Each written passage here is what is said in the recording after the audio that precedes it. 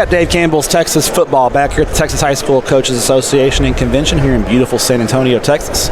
We are here with the head coach of the Westlake Chaparrals, Coach Tony Salazar. Coach, I know you're very busy today. Appreciate you taking a few minutes. Matt, thanks for having us. Good to see you again, as always. First off, congratulations on a heck of a year in 2023. You guys go 14-1, make it all the way to the state semifinals. And I know at Westlake the expectations are to win a state championship, and I know your personal expectations are to win a state championship. But, I mean, 14-1 is nothing to sneeze at. You know, when you look back at 2023, obviously I know you're very proud of your kids and how they performed. What was kind of the overall evaluation of how your kids did last year? You know, I think we just got better every week. You know, I think that was the key of the season, and played some big games early on, non-district. We're at the gate against Ridge Point, an athletic team, and they challenged us, you know, athletically, and that gets you ready, obviously, for the games in November, December, and then obviously we have two quality district opponents in Lake Travis and Drippy Springs, two top 15 teams, you know. And, we had some battles with those guys in district to kind of get us ready for playoffs, and I think every one of those games we did different things that helped us kind of establish ourselves and our identity in all three phases to be ready for the playoffs. And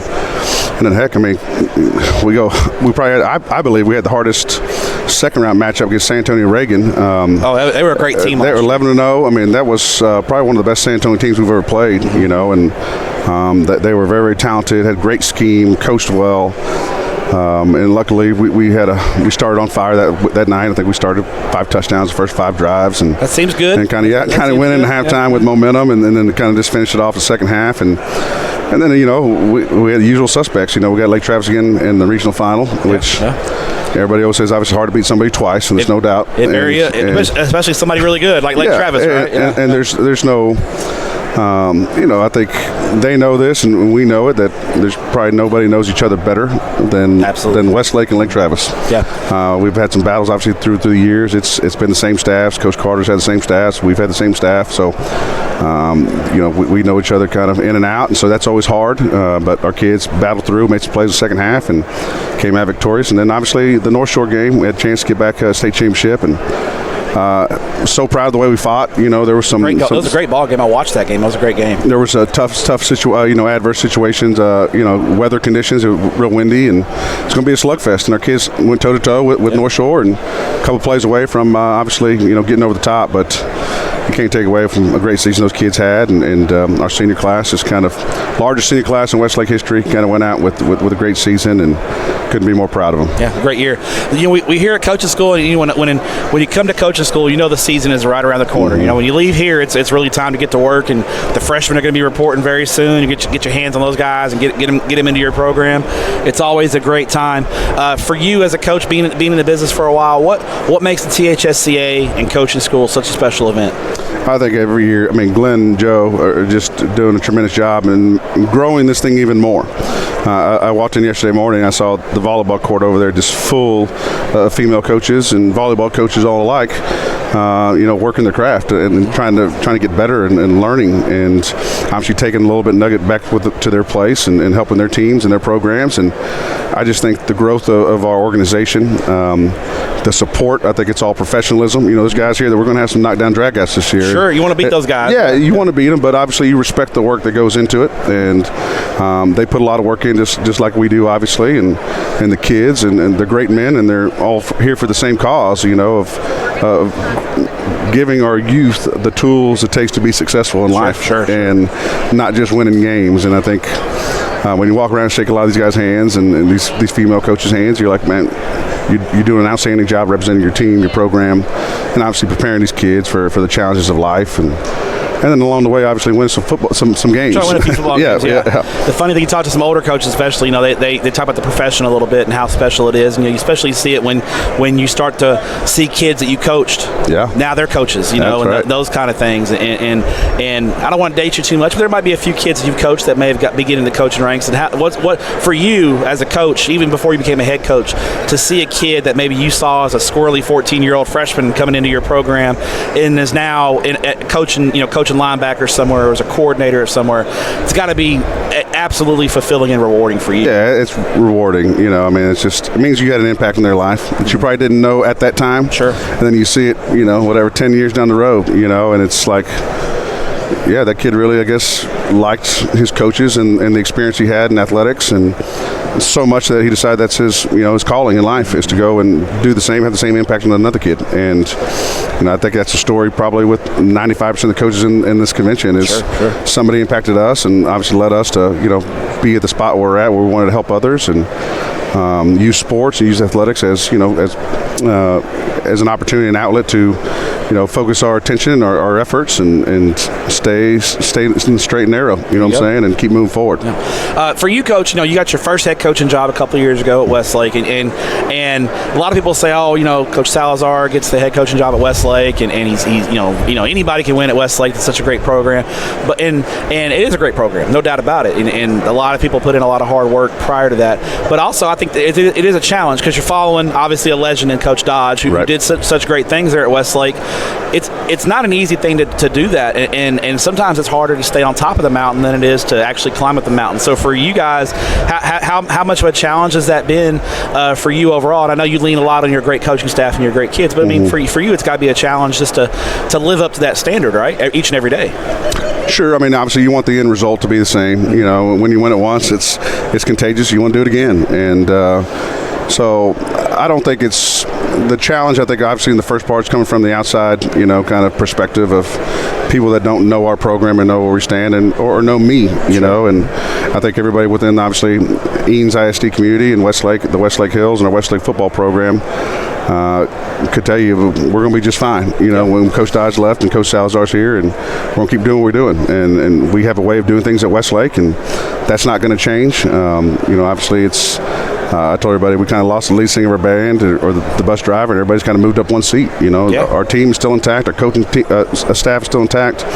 Obviously, Coach Dodge is my mentor, one of my best friends. I mean, he fits so many roles for me personally that I just soaked up every single word and opportunity I had to coach with him and alongside of him, and still obviously implementing those things in our program to this day. Our team, there's no doubt DNA is Todd Dodge DNA, and I think it's my job to put the muscle around kind of that skeleton and make this team strong and hardened for hopefully a 16-game season. And the results have been there. 2 years, you guys have kept that standard quite high. But also, I think Coach Dodge has left, and now it's your program, and you've been there for a couple of years. And you put your own spin on things, your own secret sauce on things, and so how do you find that balance of maybe tweaking just a couple of things to make it your program, but still keeping, like you said, the bones and the DNA of the program that's been so successful the same? It's a fine line, right? It is a fine line. There's no doubt. I mean, obviously, we want to score a bunch of points, and when you think about Todd Dodge, that's what you're accustomed to is a quarterback, great, outstanding quarterback play, the ball being distributed to multiple receivers, and able to kind of score, obviously, at a fast pace. And who doesn't want that, obviously, as a head coach? We want that as well. I think the biggest difference you've seen in the last 2 years in our football team since I became the head coach is I really put it, I would say, a little more emphasis on our special teams, and I think I want to be a complete team, and I want to win in all three phases in every single day. And I know how important special teams are to set up your offense. And so, there's times last year, Matt, I remember going through on Saturdays looking at game stats, and I think 6 of our 10 regular season games, our average field position was between the plus 42 or the plus 45. That's good. That's generally pretty good. Yeah, but also on the flip side, as a defensive coach, formerly as a defensive coach, field position's huge for your defense. If you can make that offense start inside their own 20, that's right. You're in the advantage at that point, right? That's right. But meaning though that our defenses stop their offense and either got a turnover, got the ball on the plus side for our offense to be in their backyard or ready for down territory, going downhill to go score, or we've had a punt block that's got the momentum and the ball back on the plus side of the field. Now our offense is ready to go score again. And so I think it's that mentality. Our kids really bought into that, and we fed off of that the last 2 years. Blake Dunham is my special teams coordinator. He does an outstanding job. I mean, I think he's the best in the state. He finds kids with unique skill sets and uses those in special teams. There's certain guys that can block a punt. Yeah. Not everybody can block a punt. It's a really unique but a really valuable skill, right? That's you can block kicks. It's such a valuable skill. And he may not be, the starting safety or the starting receiver. He may just be a backup kid or a guy that has a special skill set. And our coaches do a good job identifying those type kids and putting those situations situations and coaching them up and obviously going to make a play. So I think in the last 2 years, we're trying to be as complete a program as we possibly can be, from offense, defense, special teams. Obviously, we still want our quarterback play, and obviously we still want our offense scoring points, but I think there's more than one way to skin a cat, and, sure. and it's more buy-in for all of our kids. I mean, I had 65 seniors on my team last year. That's the most in Westlake history. So there's you got to find, when you're playing 15, 16-game seasons, hopefully you want those kids to be excited about every single one of those weeks. Well, the fact that you retain, that retention rate. That's right. 65 kids who stayed in the program all 4 years, but you're right. Obviously, it's a numbers game. They're not all going to be starters. Right. So to keep those kids in the program, I think is a testament to you and your coaches for keeping those kids engaged, finding those niche roles for those kids to step into. That's right. Everybody's got to have a role, and that's really a big part in our program is, what is your role for our team? We don't want guys to just put on a suit and get out there in the bus. We want you to have a role. That role might be Monday through Thursday, and on Friday it's different. And so we'll see. We've got a bunch of great kids coming back, and obviously our coach staff's coming back. And we had a great spring. I thought we played well. We started the summer great, and summer 7-on-7. We probably didn't play as well as we should have the last game at state 7-on-7 tournament, but we're right there. Of a good summer, yeah. Would you describe yourself? I think defensive coaches get a perception as being when they become head coaches a little more conservative. We'll run the ball, punt, and we won't go for it on fourth down. How would you describe are you more of an aggressive coach, or are you a guy who looks at analytics and maybe says, hey, we're 4th and 4 in plus territory, we're going to go for it, those kind of things? How would you describe your coaching style as far as aggressiveness on those types of things? I would say for the most part, no doubt, I tend to be on the more aggressive side than the conservative side.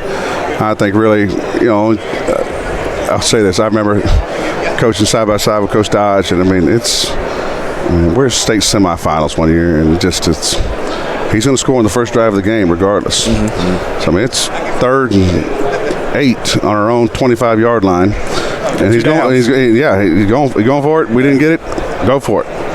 All right, coach, let's go. And he goes where he doesn't get it, but as a leader on the team, as a guy that's on the opposite side of the defense, your team has to be ready for that moment, understand that's who you are, that's your identity. That might happen. Mm-hmm. And it can't affect you the second it doesn't go our way. Sure. All it is, our defense just lit up, took the field, 3 and out, got the ball back for the off, stopped them on a long field goal miss.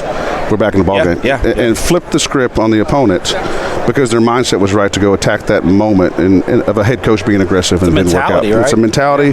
They've got to be coached up. They've got to understand the situation, that moment, so they can have their mind right to go execute. And so I think I still hold some of those same things. We go for it on fourth down quite a bit, because I trust our defense, and people don't realize that when coaches go for it on fourth down, it's maybe not as much. Obviously you trust your offense, but really it's more trusting your defense that, hey, even if we don't get it, we're going to be okay. That's right. Coach Jones, our defensive coordinator, does an outstanding job, and we've coached a lot of ball games together, and it's to the point where there's no doubt. I don't have to go look at him and say, are you ready if we don't get it? He knows, and he'll have our kids ready. And so I think it's just one of those things that the way we've called games, rather aggressively through the years, it's bled over into our kids, and they understand it.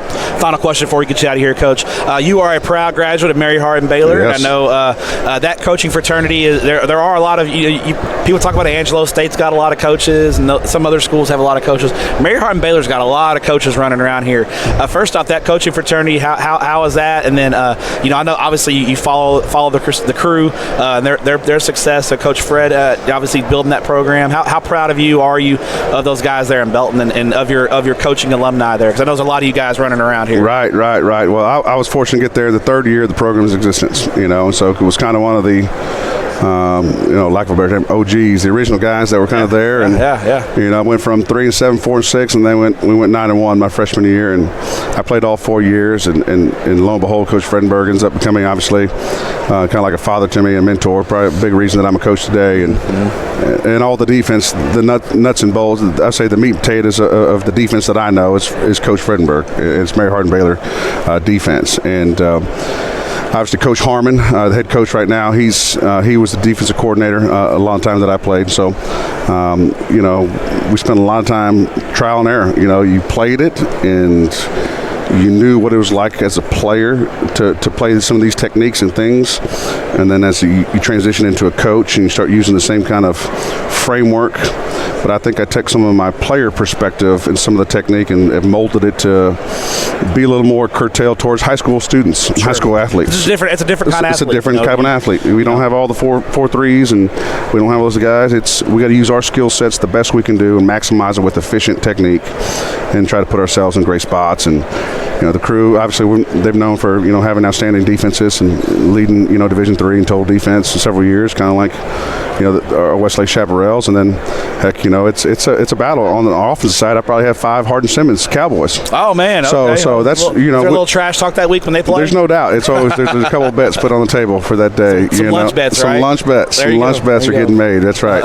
Steak dinners are getting some bet on that week. But it's obviously Hardin Simmons is known for their offensive explosiveness through the years, and so I got 5 guys that are Hardin Simmons graduates are on the offside of the ball. We take the best of what they got, and then we take the best of what Mary Hardin Baylor got. I have 3 coaches on my staff of Mary Hardin Baylor on defense, and so that's kind of where we're all from. And we learned the hard work of Division III football. We did it because we wanted to play the game. We loved the game. And then we all got tremendous experiences to learn how to coach at those places. I remember cutting my teeth as a JV defensive coordinator at Mary Hardin Baylor, coaching calling games on a Monday night on the college football games. And then turning around and getting up at 4 in the morning and doing varsity stuff to get ready for that week of varsity practice. And it was a grind, but I wouldn't trade it for the world. It was the ultimate learning experience. And obviously Mary Hardin Baylor's afforded me so many great relationships, and Coach Fredenberg and obviously Coach Harmon, the 2 leaders there at that place. They're always there, a phone call away if ever need any questions or have any. They pick their brain on an idea, about football. And so tremendous places that are both obviously close to our program because our coaches think so much about where we came from that. It's fun every single year that we get another Hardin Simmons guy, another Mary Hardin Baylor guy on our staff, and I think more importantly, when they come in, the coaches know our culture of winning and preparing, so that part makes it easy to get guys from those kind of schools. They've seen it happen before, and so they know what it takes. There's no shortcuts, and you got to get hard work. No other way around it. Well, Coach, we appreciate your time. Congratulations on all the success there at Westlake. Obviously, we're good luck this season in 2024, and appreciate what you do for student athletes in the state of Texas. Thanks, Matt. Thanks, Coach.